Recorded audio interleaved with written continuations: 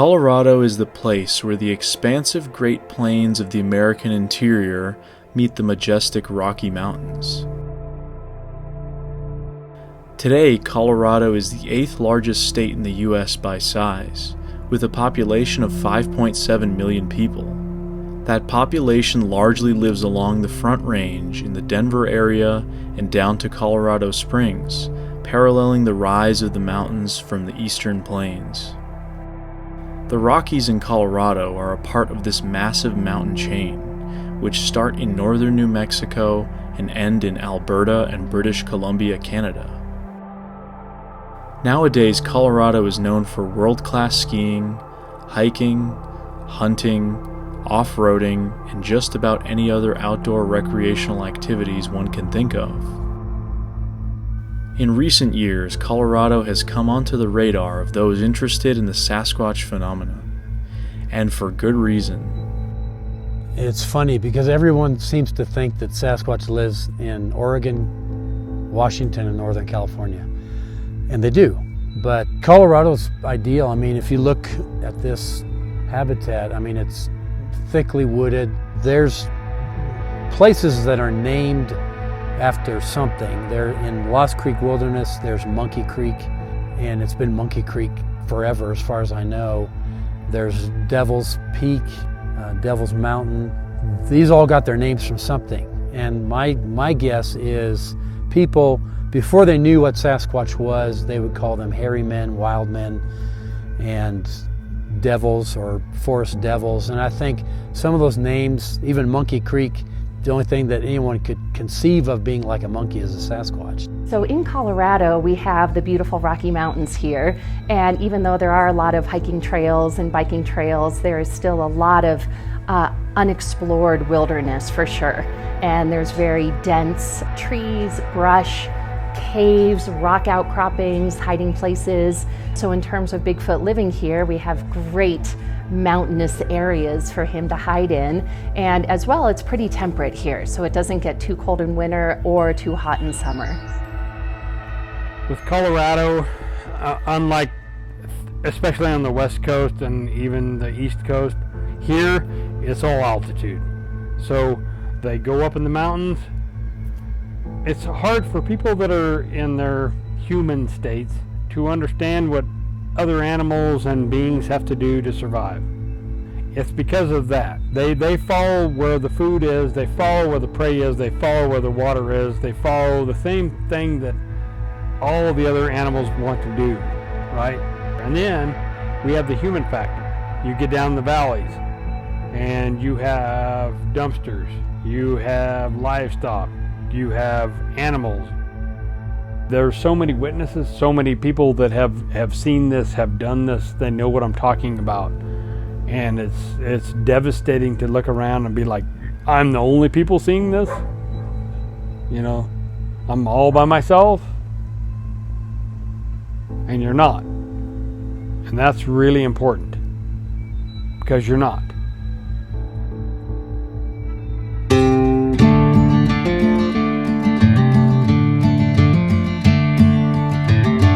As Eli and I set out on a journey across Colorado, we first stopped at the Sasquatch Outpost, located in Bailey, Colorado. The Sasquatch Outpost is a really amazing gift shop and Bigfoot museum.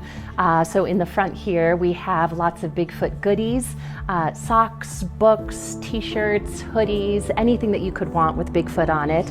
And then in the back, we have Sasquatch Encounters, which is a Bigfoot museum that talks about the legend of Bigfoot, the history of Bigfoot, and also offers a whole lot of evidence that has been collected. We opened initially as a mercantile grocery store. Two important things happened. One was I met my first eyewitness, Bigfoot eyewitness, and it was a woman who was running a business in Bailey, very credible. Then Finding Bigfoot, the Animal Planet show, came to Bailey largely on her testimony, but other people as well.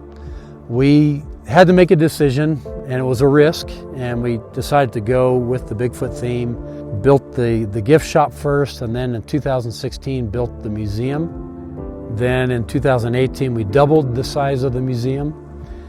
And I think to date, we've had somewhere around 50 to 60,000 people go through that little museum. And we've kept upgrading it, and recently we added some professionally built Sasquatch, an adult male that's animatronic, his head moves, and then a juvenile standing next to him. It's been a big hit. A lot of people enjoy coming in and seeing the boss and Junior, it's what we call him. The main thing that's surprising is the sheer number of people who come in and tell me their stories and how they are so similar in what they experience. And the other thing I find interesting is the number of people who come in who don't believe in Bigfoot, but yet they had an encounter and they share their encounter with me, and I say, well, what did you see? And they basically say, well, I saw that. And I say, so you saw Bigfoot? And they'll look at me and they'll say, I don't believe in Bigfoot. I don't know what Bigfoot is. I don't believe it's real, but that's what I saw. Our store just gives people a convenient place to come and talk where they feel like they won't be mocked, and we'll listen to them. And it's not uncommon for us to have a couple come up to the counter and the husband starts to tell a story and the wife looking at him like, I've never heard that story. And he says, well, I didn't think you believed me, so I never told you. And it could have happened 10, 20 years before. Obviously, the Native Americans here have a long history of Sasquatch tradition, orally, and we have tons and tons of Native Americans who come into the store and tell us stories that their grandparents told them. And within their culture, they don't talk a lot about Sasquatch. But they'll come into the store and we'll have long conversations. It's something that's accepted. The tribes from here were the Lakota Sioux and the Ute.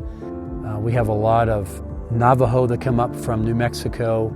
I mean, they all have a tradition of Sasquatch. And in fact, I've only met one Native American who did not believe in them, and he was a tribal policeman who investigated Sasquatch sightings in his area, but he didn't believe that they existed. His wife thought he was crazy. We've been privileged to get to know quite a few Native Americans and hear their stories, so that's been a lot of fun. So this is our sightings map, and every pin on here is a story. So I had to put the plexiglass because people kept taking pins out and sticking them in Denver, which didn't help me because I didn't remember where they were from.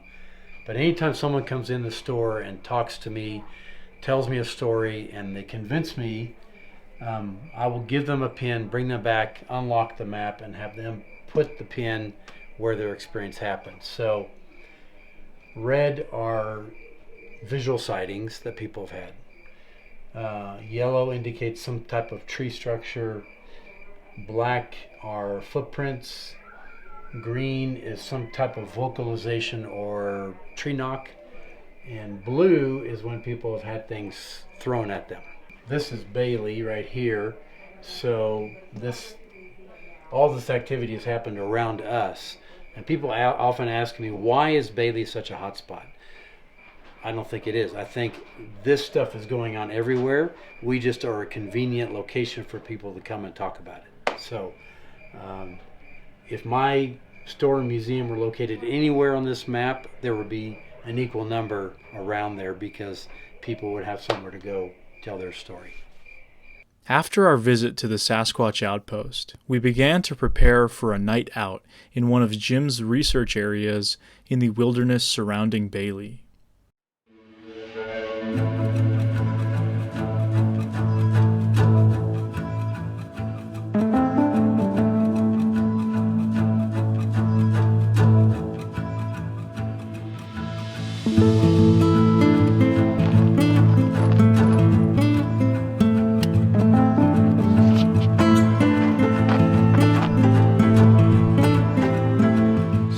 So Jim, what are we about to do here?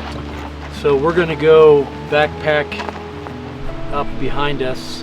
We were here Saturday night, and on the same trail we're taking, we were shadowed on both sides by something walking in the woods. Two things that would stop when we stopped and moved when we moved.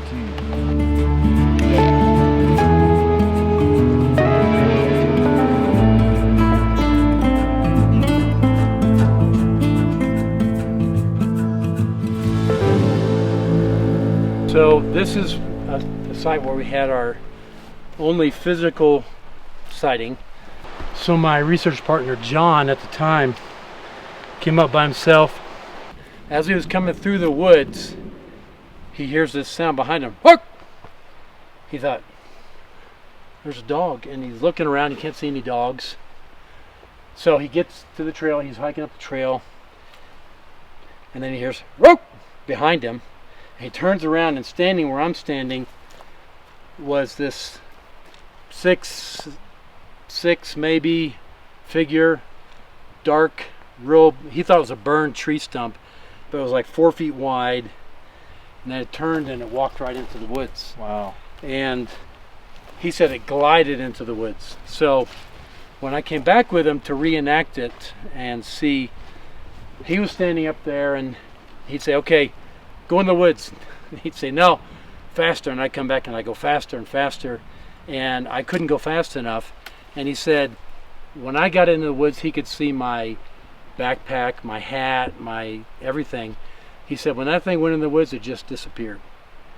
And so he yelled, hello, thinking it was, his brain was trying to make sense of it. So his brain said, that's a hiker dressed in black with a black backpack. And he thought later, no, we don't see many ninja hikers up here. And why would they hide from me? They had no reason to hide from me. And so he waited 30 minutes and it never came back out. Just look into these areas and you could just imagine just sitting there, just completely staying hidden. Well, you could be watching us right now. Well, yeah, but even one of us could be sitting there. Yeah. And we would hike right by and never see him. And we're too busy focused on the trail, and we don't pay attention enough as humans. Exactly. So that's our one sighting here at this location.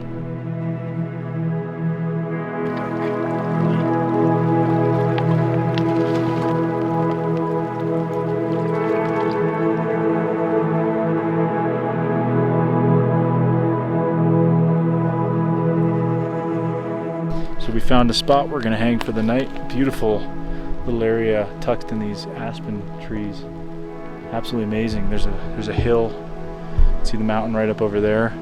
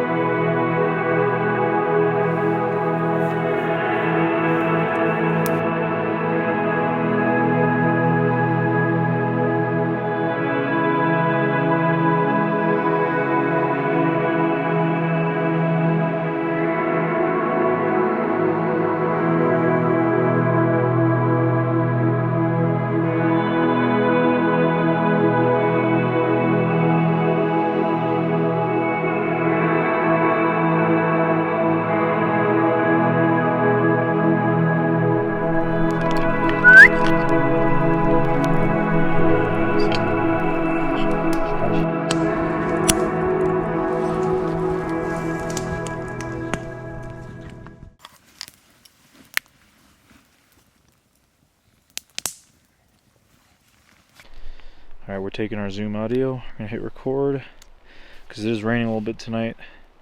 We've got it rolling. We're going to put it in our dry bag. This should be good. It's on a little notch area.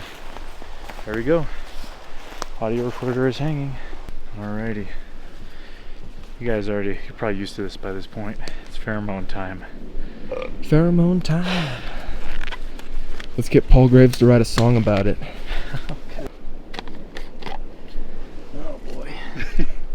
There we go. Here we go. Should I do it with one hand? Oh, I can. Oh, boy. I'll do it.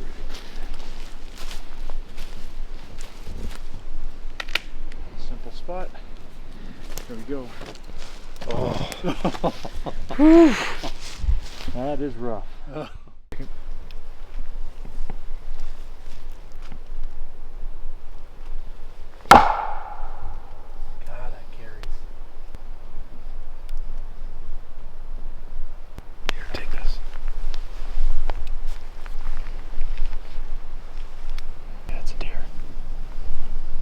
So creepy.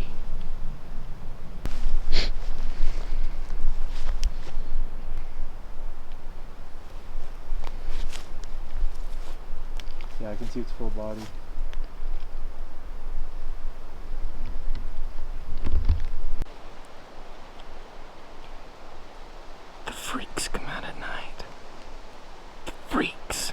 come out at night. The freaks come out at night.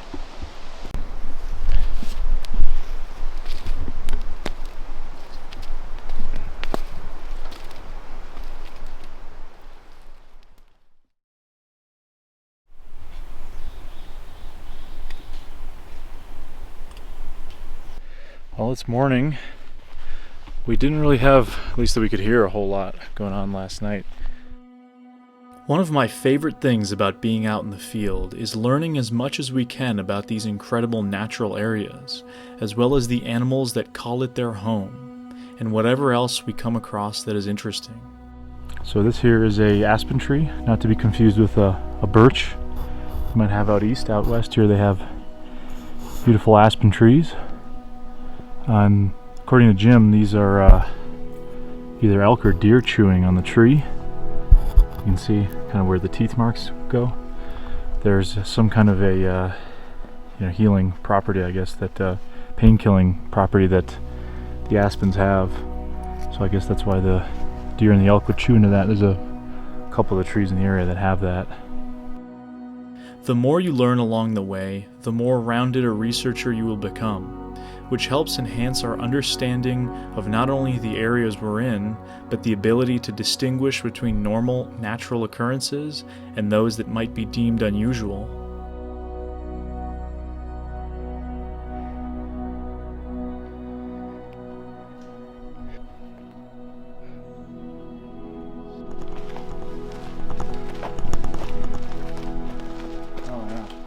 So what is this place, Jim? This is what I think was a miner's cabin, and obviously it's very old, 1800s sometime, but lots of cans of food. I've never explored here to see where there might be a mine, because they built it here for a reason.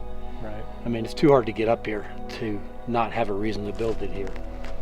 But they built it around this big stump, which is interesting. That was hard work back then, man, cutting these logs and notching them, and you had to be hardy back in those days. Pretty cool finding old historical stuff like this just out here in the woods.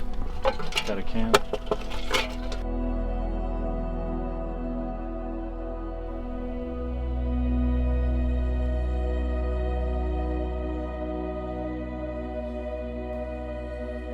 Continuing onwards, we parted ways with Jim and went to another nearby area that Jim had recommended we check out.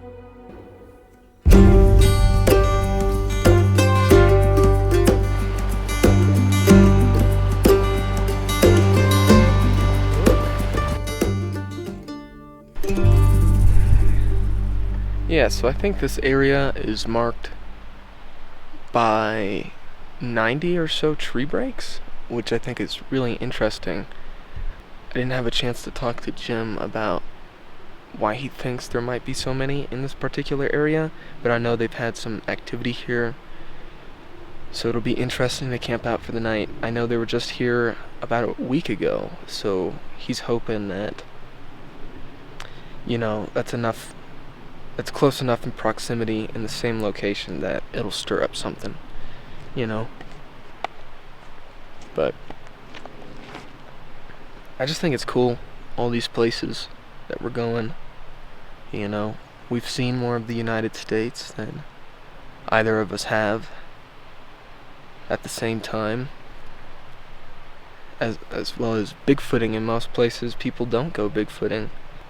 We obviously hit up the major ones, Oregon, California, hit up some places people didn't think we'd hit up, Maine. Utah is next. It's just interesting looking for Bigfoot in places that people don't think to normally look for Bigfoot. Especially in a place like Colorado. Even though there's all the Rocky Mountains out here, Bigfoot seems to only exist in small pockets out here.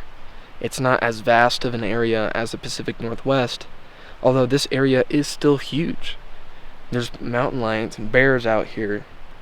Leah brought up at the museum a very good point. There's 7,000 to 9,000 mountain lions reported to be in the state of Colorado. She's lived here for 30 years and hasn't seen a single one out in the wild. what else could be living out here? So we found an area, definitely human-built structures. Seems to be two. One right there, one right there. So we've decided to utilize the human-built structure here.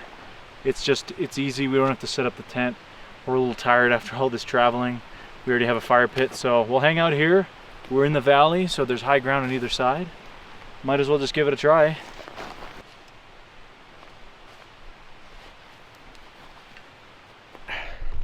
We interrupt your program with a Yugoslavian history lesson.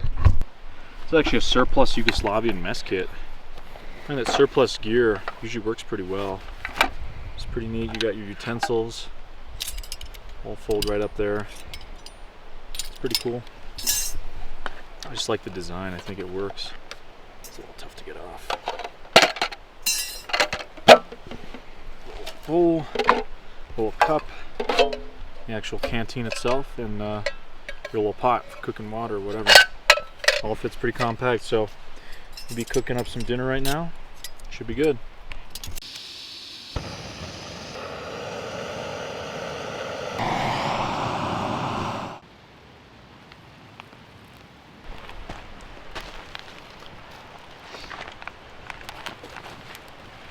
Fire's burning nice. So I was sitting a little bit away from camp here, just cleaning up my mess kit, and I heard what I thought was a knock from over there. I immediately turned to you, Eli, and let's trade. What did you think that was? I thought it was you because I know you went over there to clean up a little bit, and so I thought it was you, like, dropping something, you know, because I was a little bit further away than you were. You were by the fire. I was by the fire too, so like the perception of the noise was totally different. Yeah, it sounded like it was coming from behind where our shelter is. So, I mean, I'm just gonna go for a knock. Like, try one single knock back. It came from that direction, so. Ready? Right here? Yep.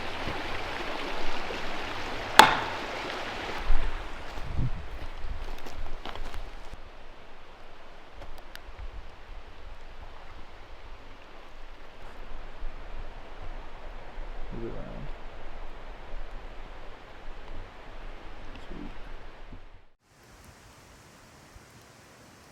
So we've just kind of given ourselves a little bit more cover in this area. Home for the night.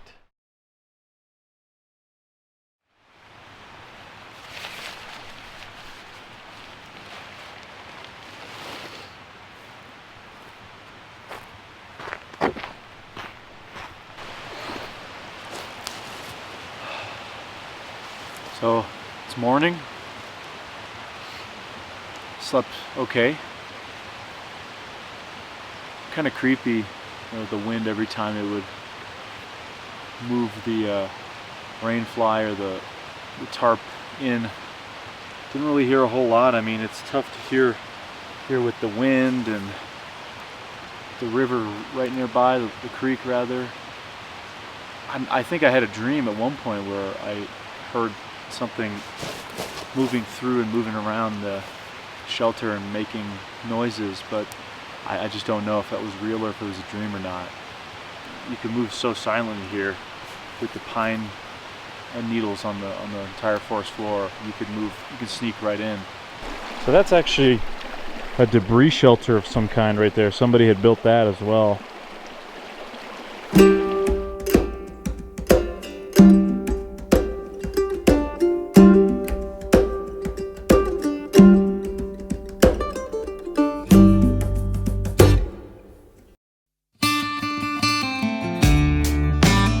After those initial few days out in the woods, we spent some time traveling in the Rockies, first stopping by Pikes Peak.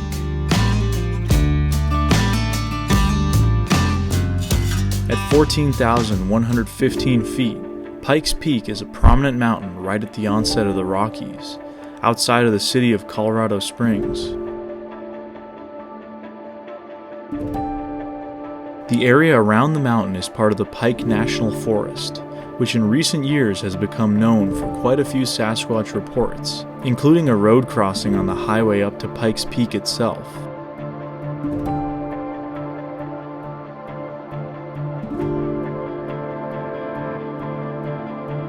It was near Pikes Peak that researcher Jason Frank encountered something a number of years ago that changed the course of his life. So that day I had really bad surgery. I could barely walk. Like, I'm gonna go hunt some turkeys. I don't care. I was new to the eastern slope, so I grew up in Montrose, in Telluride area, western Colorado. Very mountainous. And I'm looking on the map. I'd never been there before. This place is amazing. It's called Phantom Canyon. So it goes straight out of Cripple Creek. And until I really got into this, I never knew the origin of Phantom Canyon. Started driving down that road, had my dogs, my wife, and I look off the side of the road and I see these tracks in the snow that I'm like, I have never ever in my life ever seen anything like that. Never. And I have tracked so much. It was so weird to see these tracks, like these divots. I could tell they weren't normal. They weren't not like pronounced, you know, like they were divots, and they were like you see a hole, and then a hole, and then a hole, and we're talking snow that's up to my knees. I mean, nobody's been there in weeks. I actually had to use my winch to get in there, and I'm just looking at this. I'm like, this is insane. I can't believe what I'm looking at. And my wife, she doesn't know. I mean, God bless her, she has no idea what I'm looking at. And I'm like, honey, you gotta see what I'm looking at. This is not normal. This is not normal. I don't know what this is. I got out of the truck. I left my shotgun in the truck. I left my dogs in the truck. I left everything in the truck, but I grabbed a camera. That thing had feet like this and toes. They were huge, man. Huge. They were huge. And I'm like, so in my background, you know, I not just being a hunter, but I'm a very scientific person too, so this is not supposed to be here. But yet, here it is, right? Not like once, not twice. Like, we're talking 15, 20 times. I mean, unbelievable, right? I'm watching as going through the trees, you can see where it actually broke off the limbs. I'm like, no one's gonna believe me. No one's gonna believe what I'm seeing right here, right?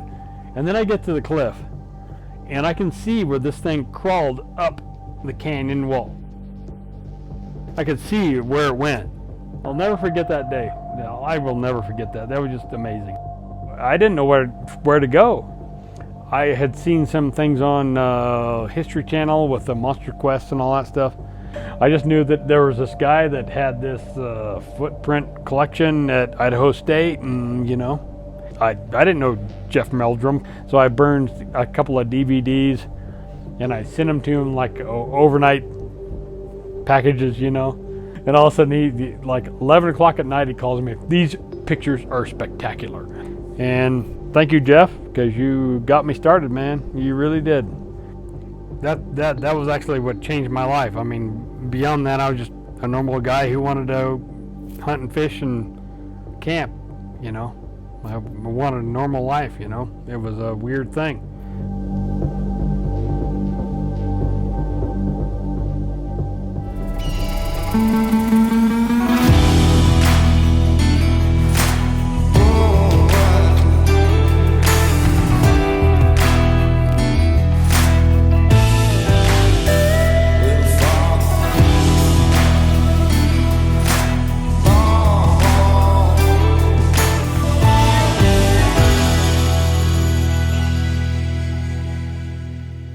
Check this out. I think we may have had a little visitor to camp last night. I found some interesting impressions. Didn't notice that last night. Some big scuff marks. Down here it gets more visible. Big old pile of moose scat. So here's a cool thing though. We're basically on the edge of the mountains here. If you go 10 miles that way, this is the end of the Front Range where the mountains in Colorado start for here. So from that point on, basically till the Smoky Mountains in Tennessee, you have pretty much flat terrain. So this is the edge of the Moose Range. How cool is that? Closest you'll get moose here, probably be up in Minnesota, and then up in New England in the northeast. I mean, thousands of miles away. The moose are coming down through these mountain areas. You can see how viable this habitat is for such a large animal. Like I said, Colorado Springs is that way. From there, you go east, it's just flat. I just like finding stuff like that. It just shows you that you're sharing the area with large mammals either way.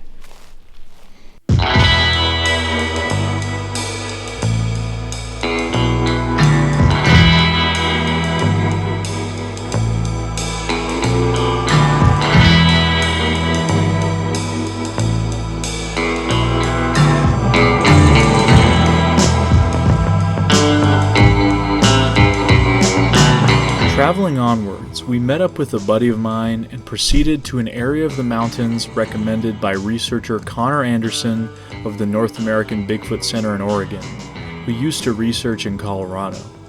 So we have Connor Anderson's maps, or one of his maps here. We're going to check out, we're in the Leadville, Colorado area.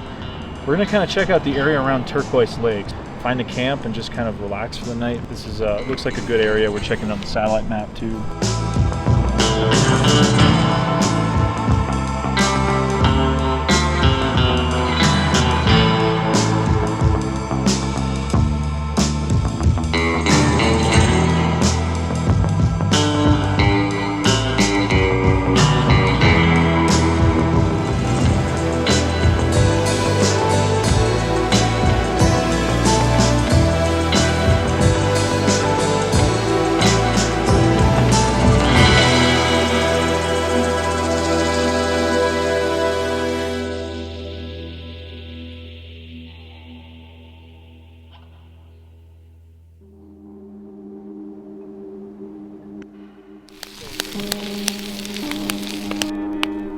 Good old bison burger.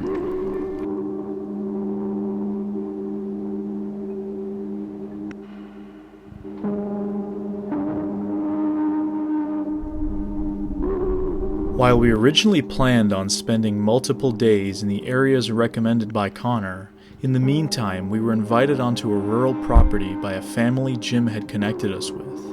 With that being said, we changed our plans and decided to head directly their way.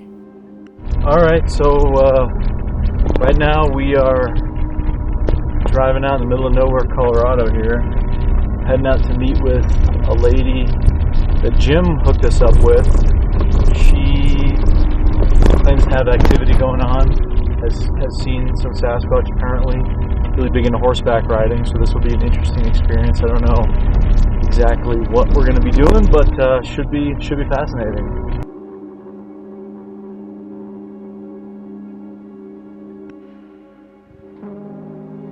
So a couple times I have seen from when I've gone into the outback, come back out at night, it's dark, there was something out in between those two trees. It would go to that tree and that tree, and I've seen it on the third tree too, and it'll peek around the tree and it has super red eyes, glowing red eyes. I didn't have a flashlight, I didn't have anything, it was just, I could see the eyes. This thing was just like that, and it would, the first time I saw it, it was standing right between the two trees just staring at me. Gosh, it gave me the creeps. I mean, I was just like, and I couldn't see an outline or anything because it's pitch black. All I could see was the red eyes. You'd see one eye, and then it would go back, and then it would come on the other side, and then it would go back, and then it would go lower and pop out.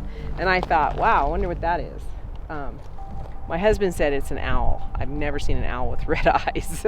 It glow on their own. So the same time I was on the patio with James Richardson, and we were looking out this direction because we had heard noises out here.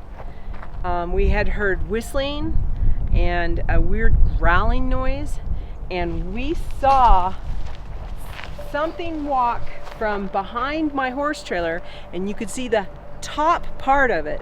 So it was a black shape of some kind, and it walked from the horse trailer behind the barn. So it had to step over the gate. The gate's not that high, it's only 4 foot. But it had to step, in order to get behind the barn, it had to step over that gate, and it moved very smoothly. It wasn't like that. It was just like moving smoothly behind the barn. And from where we were on top, because the patio is raised, so you're up about 4.5 feet off the ground, we could actually see the head behind the barn. And the eye shine on it was not red, it was white. It was but the same thing, it was a big, like that big around of an eye, white, not a red eye shine. But anyway, that we both saw that, and I told him, did you see that? He said, yeah. Did you see that? I said, yeah, it was something walked. He goes, yes, I saw, you could see the leg movement, but the head didn't bounce. It just went steadily from the horse trailer to behind the barn. That was before I went to work and saw the one going to work. And I'll show you where I saw that one. 3:30 is what time I had to leave in order to get to work by 4:30. Because I got there about 20 minutes early. So I came out of the house. I had my purse on my shoulder, my car keys in my hand. I'm walking down. Now, the garage is over there, and that's where my car is. So I'm walking, and I get right here. Now, of course, the sunflowers weren't here, but I get right here where the sunflowers are, and I see movement. And what it was is there was something standing close to the propane tank right there. I don't know depth-wise where it was, but it was there in that opening right there, and it moved to that tree, okay? And I turned and froze because I didn't know what it was. So at that moment, I'm looking directly at a head looking around the tree at me, and it's looking at me and I'm looking at it, and I just froze, and I'm thinking to myself, oh crap, what am I gonna do? That thing is huge. And it was the funny thing is, even though it was behind the tree, you could still see the muscles and the arms, and it was sticking out on either side. And what it was doing is it would look at me on that side, and then it would flip over to the other side, and then it would look on that side, and it would flip over. And that's why I was able to see it, because I'll show you the light on the chicken coop. It was shining right at it, so I could actually see the shape of it. It was black, dark, and I could see the face and the eyes, and it had it was smooth right here, so I could differentiate the eyes, and you could see a little bit of white around the eye, but not much. It had really dark black eyes, and but I could tell the height, the width, and I was thinking, I got my keys, but can I get my keys in the door before that thing runs over here and eats me, or should I head for the garage? Well, before I actually made a decision, it took off and went straight back behind the Outback. And then I ran to the garage door, got that door open, shut that door as fast as I could, jumped in my car, and it took me 5 minutes of sitting there because I didn't want to open the garage door. The light that turned on was that one right there. So I had plenty of light, and the motion, it picked up the motion. The top of its head was at the bottom of the eave, where it's squared off because they boxed in the eave, and that's where its head was. And it would come on this side and look at me, and then that side and look at me, then this side and look at me, then that side and look at me.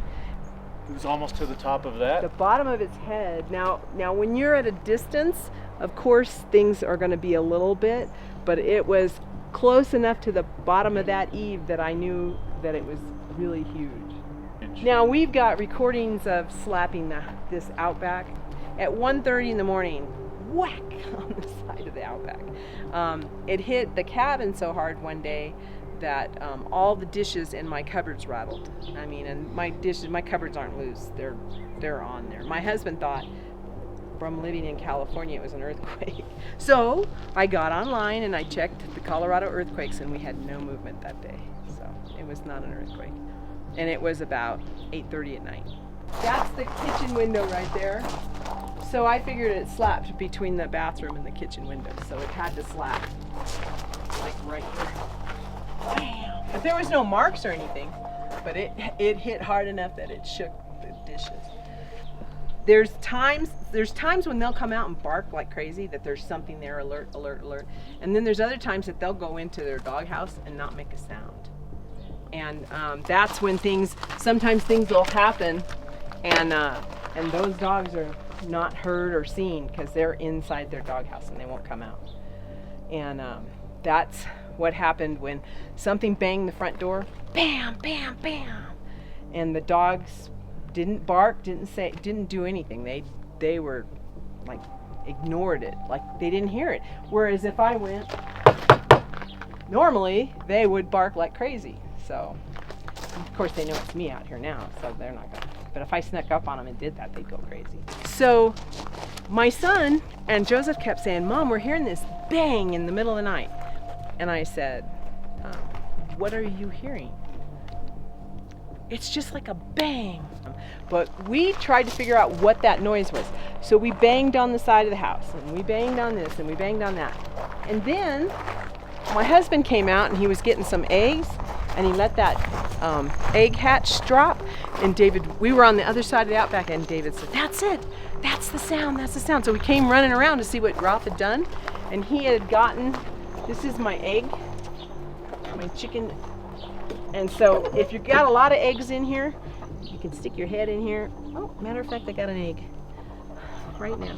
And so you can hold it up, but most of the time, for whatever reason, we're too lazy to do that. So what we'll do is you'll hold it up with one hand, you'll reach in, you'll get the egg. Didn't do it that time. Like that. That was the sound. Because you got it, and then you'll just go and drop the chicken. And that was the sound they were hearing in the outback. And it was like 9 o'clock at night. Something was checking for eggs. A raccoon, this is too heavy, couldn't lift that up. And couldn't really actually reach it. Even a raccoon there would have a hard time getting into that. My grandson doesn't believe any of this. He's a big skeptic. And we were out there working on the fence. He was being funny, and he said, "Oh, look, this is Bigfoot territory." So he took a log that was out there, and he did a tree knock. He did 3 of them. He did bam, bam, bam.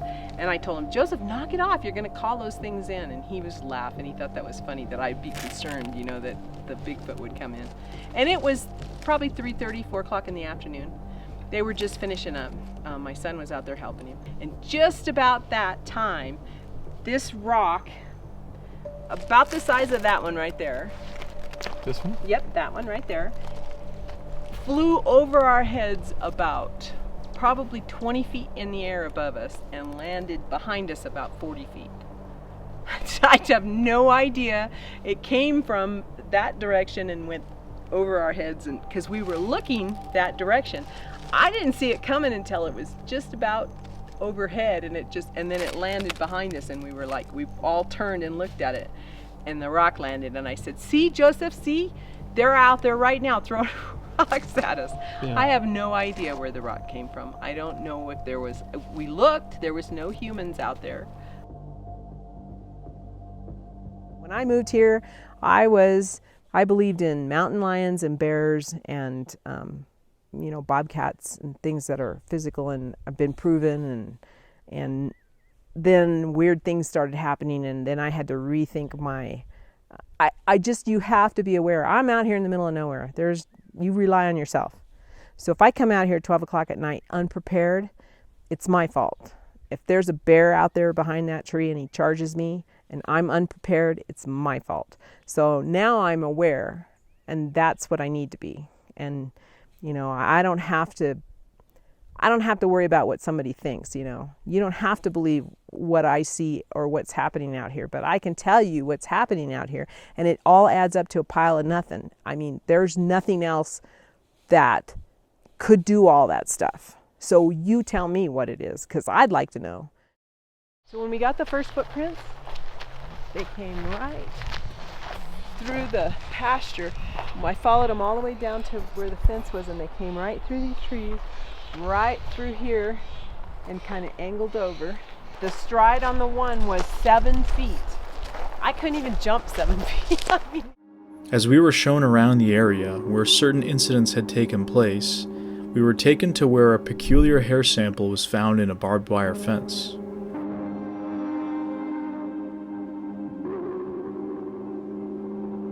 We were then given the opportunity to examine the hair, as well as collect a sample of it to save for further examination by somebody more familiar with microscopic analysis. That one you can take some, there's enough in there, I guess. How would you scientifically take it without contamination? When you get ready, okay. Yeah, whatever.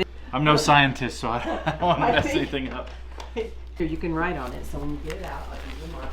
Gloves are on. Okay. Let's get our paper. So, let's open up the hair sample jar. Put that right there. Here we go. Can you see it? A little bit. All right, we have the one.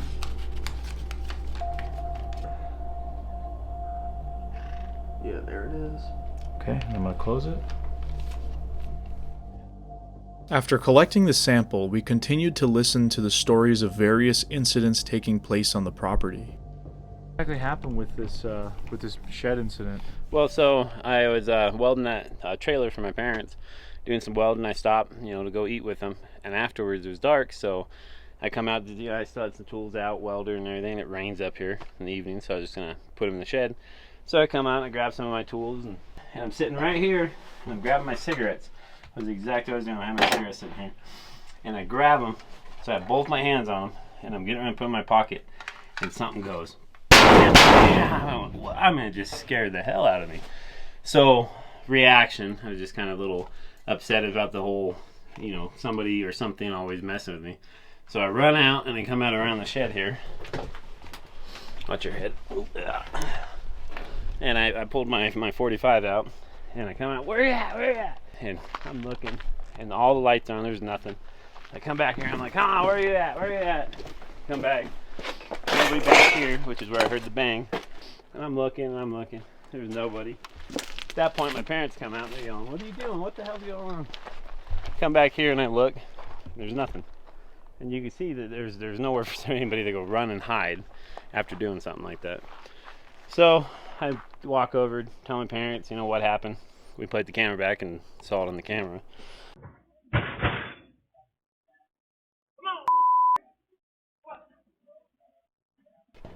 But there's those two dents right there on the back of the shed that weren't there previous to the incident. Somebody or something came up to the back. Because when I was in there, it obviously was the backside of the shed, because I was sitting there facing the backside of the shed, grabbing my cigarettes, and that whole backside shook when it hit.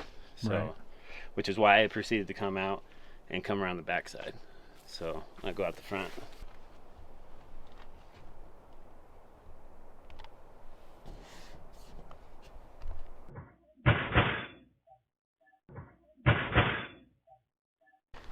Your mom had been reporting, having weird stuff happen, right? You were, right. At the time, you were kind of joking around. You're like, I was always joking with her.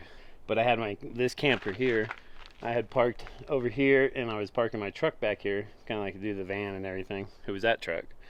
And I'd be out here working on things, and I kept hearing, footsteps. I'd hear something over here touching the back of the shed, and I'd take off chasing after something, I thought was people on the property. And I could hear like two-legged, not hooved horses or, four-legged animals. And we kept continuing talking about it.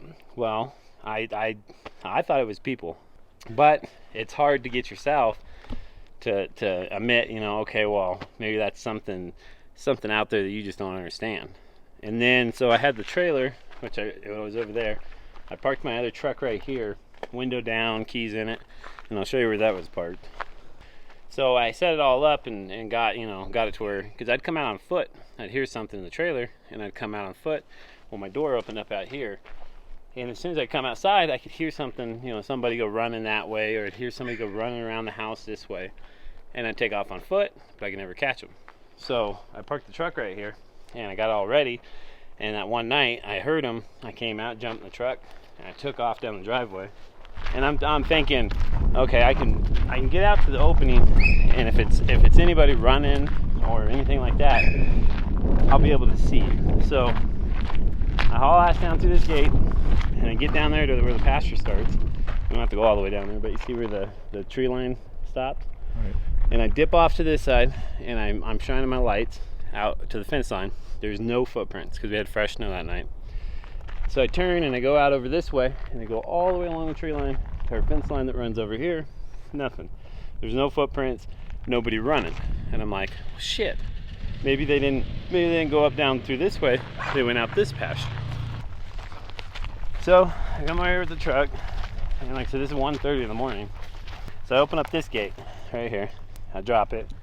Same thing. I take my truck and I go around here, and I parallel along the trees, and there's no footprints, no tracks going out that way, going across here. And I'm like, what the hell? So I shine the tree line anyways. I shine the fence line. Nothing. And then I think, oh man, maybe they heard me fire the truck up and said, well shit, I'm gonna outrun him. So they're hiding up here by the house. Right. So I come with my truck, come through, put the fence back up real quick because we got the horses. So I come back across with the truck and I go over here. We don't have to go all the way over there because we're gonna come back. Sure. We go right over there where the horse trailer's at. I park and I shine my lights on that barn. So I get out and I go and I check the barn, make sure there's nobody hiding in there. And while I'm doing that, there's nobody in the barn, I hear somebody over here take off running. And I'm like, all right. So I'm gonna leave the truck this time so I can hear them, and because I can still hear people running. So I come running back over here, and I get right back here to the gate, and I got my AR and I'm shining, and I get right here. My truck marks are going across, and there's footprints going across. You know, at the time I didn't stop, and you couldn't see if it was like, you know, shoes or anything, but there was prints. So the footprints went right through there, went across here, went behind these trees, but I could see where the footprints went that way. And I could see movement in the trees straight over the other side of the neighbor's fence. So I get here, and I'm shining my AR because I get the light. Then I hear somebody walking over in these trees. And I'm like, well shit, there's two of them. So I shine, and they stop moving. And then I hear this one move, so I shine, and then I can still see an object, you know, like somebody standing in the trees. So I start walking, and then this one starts moving. So I shine, and I'm like, oh crap, there's two of them. Then all of a sudden, I grab my pistol and pull it out. I got a light on it, so I shine it over there, shine my AR, and I start walking like this, kind of shining. Then I hear a third one off over here by these little trees, walking. And that's when I start going, oh crap, you know, there's three people and this and that. But I got two guns, so at this point, I'm really terribly worried. So I'm going across, and I'm shining, kind of just going back and forth. And I get over here, almost to the fence. I get right here, and about from here to the fence, and I'm shining on whatever's back in those trees, which is a ways back in there. I can still see the object of somebody standing there. I look over there, about in line with that post, because like I told you, he went around that way on the trees and went through, and I was just about to hit the tracks. And from here to there, I saw that footprint, clear as day, with no shoes on. I could see the toe marks, and man, I just about fell over going, there's nobody out here at 1:30 in the morning. I had 3 jackets on, still cold. It was like 20 below zero, and I said, there's nobody out here running around barefoot, let alone a print that big. And that's the moment when I realized that my mom wasn't, you know, everything she was saying was some truth to it, and it wasn't people I was chasing. So from there, I went back to the truck, and after that, I never chased anything or anybody around out here at night. What's up, buddy?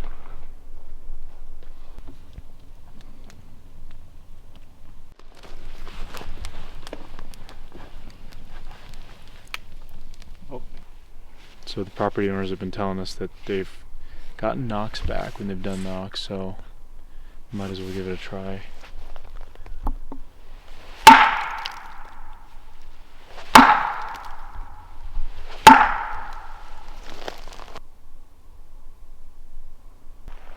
Alright, so as you can see, the tent is here. No rain fly. Right up in here at the edge of the property.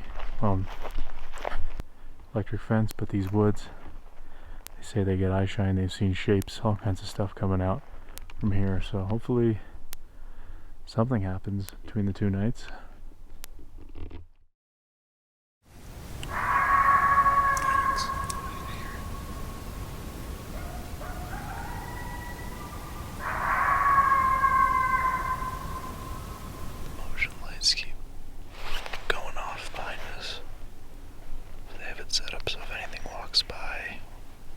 sets off floodlights. And we're just kind of listening. What do you think? I don't know. There's all sorts of weird noises. The dogs kept going on for a minute. Just like that. Floodlight just went off again behind us towards the house.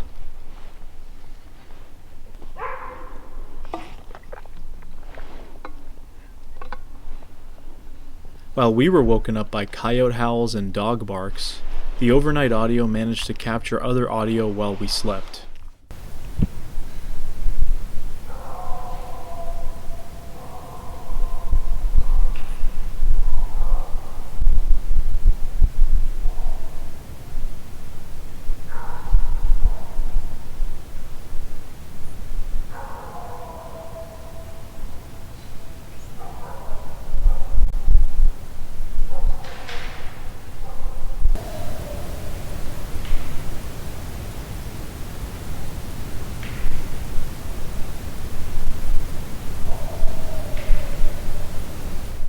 Looking at the audio, the knocking sounds appeared to be persistent at certain times during the night, occurring while there was no wind captured and sometimes in between howls and barks. It is of course hard to say what that could have been without jumping to conclusions.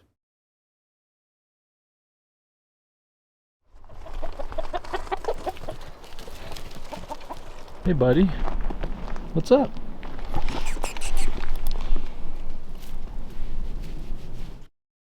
The following day, we went around to check out the areas around the property and what the overall habitat in this area of Colorado looks like. So we are about to go for a horseback ride, check out some canyons in the area.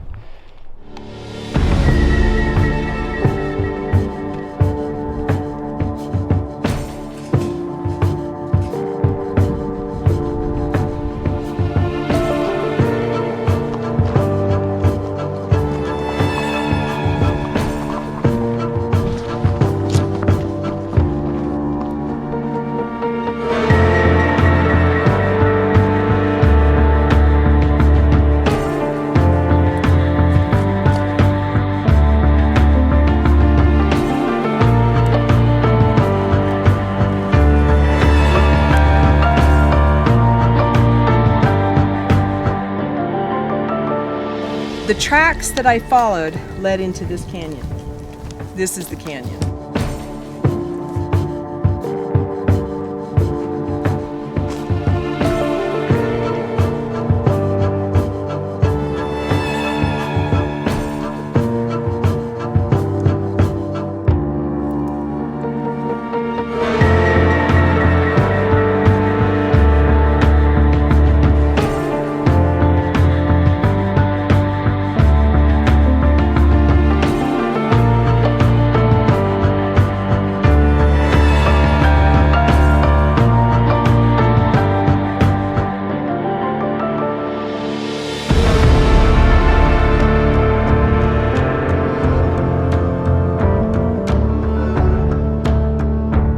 Later on, we traded our horses for ATVs to check out the opposite side of the forest that leads onto the property. Yeah.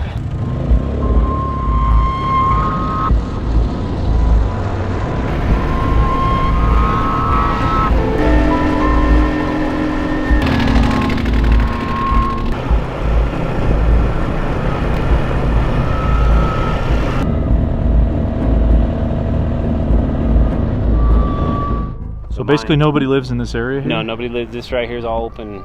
It's an old ranch. So you got the woods on this side, and then up and here then you that got road this hill. we came off of, right? If you look back over this hill, and then there's that road we came off of.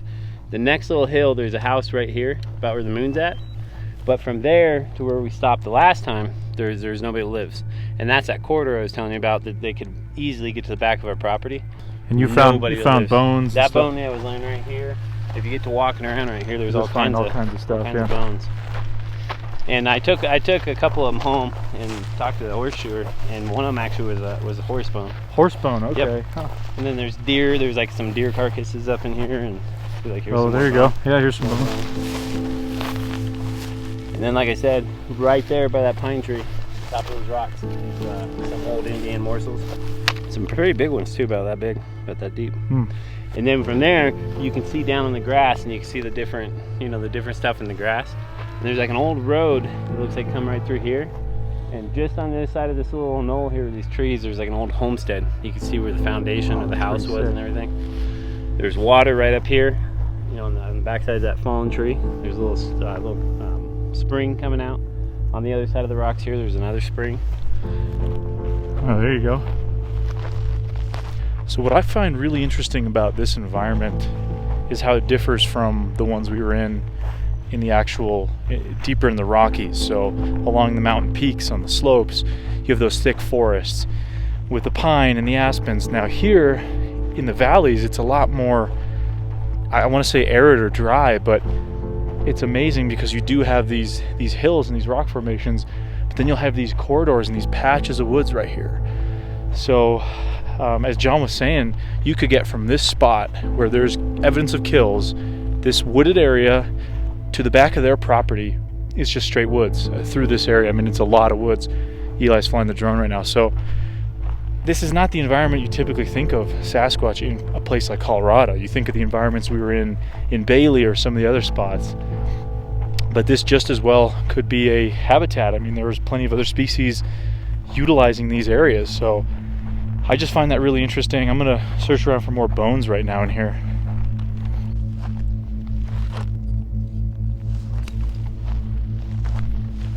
What'd you find on the drone? So yeah, so once you go over the ridge here, It just opens up. I mean, there's all kinds of... It opens up into this like valley. Look, let's get that. See that? There's a whole valley back there with trees, and it leads off into another valley. And look at this opening up here. Can you pan up? Yep. Look at all that wide open up there. There's nothing up there. I always thought it was like, Look at that. like a half mile ridge, but I mean, from what I'm telling him, from where I know the road's at, I'm guessing that's probably about 2.5, 3 miles across up there. Man, this habitat's amazing. It just, I mean, there's no way there'd be anybody up there. The only thing you need is this field crossing, and then you're up there. Yeah, and that's what I was showing him too when he came back around. So that corridor I was telling you about goes right down through here, through thick trees. You saw him coming down that hill. I mean, that's some real thick trees. Oh, sure. And it's just a corridor right to the back of our property. And there's Amazing. no houses. There's nobody that lives. There's a couple like weekend cabins, and that's it. But dude, And those people don't even come up on the weekends all the time. check this out. Look. Yeah, look. Here's Look the how opening. dense all this is, right over here, and look where it feeds out. And so here's all kinds. right up in here, right across the ridge there, there's a bunch of down What is trees. that up there? The Down down here. trees are like crazy up there. And look how steep it comes back down. So for protection in this little valley Yeah, you be in from there. weather and the snow. Oh yeah, totally. Dude. And there's signs of like, and you see it down here where the springs come out. You know, and there's signs up there. There's even springs with the low shrubbery.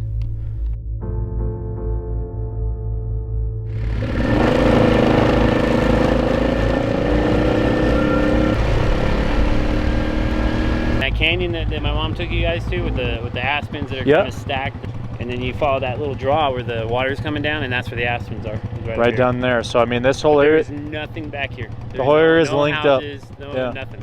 So It's all so convenient. it is, Yeah. right? And I've sat right here on the road, right here, where this dirt tank is, and there's some shrubbery. You can see it during the day. And I've called in, quite a few bobcats. Freaking, I've had a lion come in, all kinds of wildlife right here. So I mean, obviously with the lack of population here, you got tons of wildlife too. Oh, totally. So.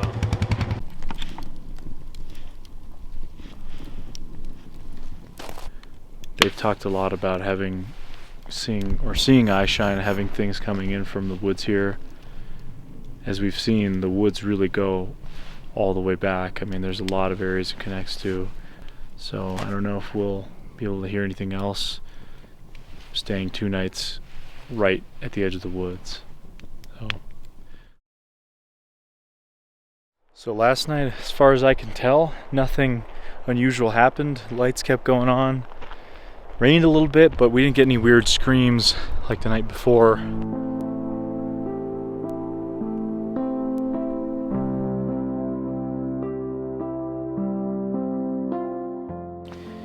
Okay, so our time in Colorado is coming to an end. It's been pretty interesting so far. Mm-hmm. Now, obviously, we were on this property the last few days. Thoughts? Something weird's going on. Yeah. I mean, whether that's Sasquatch or something else entirely, I feel like a lot is left to be desired, I guess. I don't know. Everything's so tantalizing, but I know. There seems to be something going on. I mean, they seem like such good and honest folks. I don't know why they'd make these stories up. They didn't have an interest in this subject at all. Right. They were gracious enough to host us and let us hang out there and tell us the full story. And between all the different things happening to the different family members, that's what's really interesting to me, especially, between the mother and the son. Right. They tell the stories about the glowing eyes, something that's reported, the swaying between the trees, seeing these shadowy figures. That's something that, just on this trip alone, we've heard other stories like that. Right. But I think more broadly, Colorado seems to have a lot of interesting activity, whether it be with Jim, we were talking to him, or Leah, or people out at the Sasquatch Outpost, all the reports that they get. Yeah. You've got these patches of woods like we're in now in the mountains, in between the more deserty areas that really could host something like that. It certainly does host other animals, mountain lions, elk, moose, bobcat, black bear, large predators, large mammals in general. So it seems like there's something going on in Colorado. Yeah, I agree. I wish there was something more that we could have found, but we have the hair sample. We'll have to see with that if we can possibly get that tested or not. So yeah. Either way, it's really interesting. That's something I think we haven't turned up yet in this series, so that's kind of cool. Yeah, it is. That'll be exciting to see what we get from that.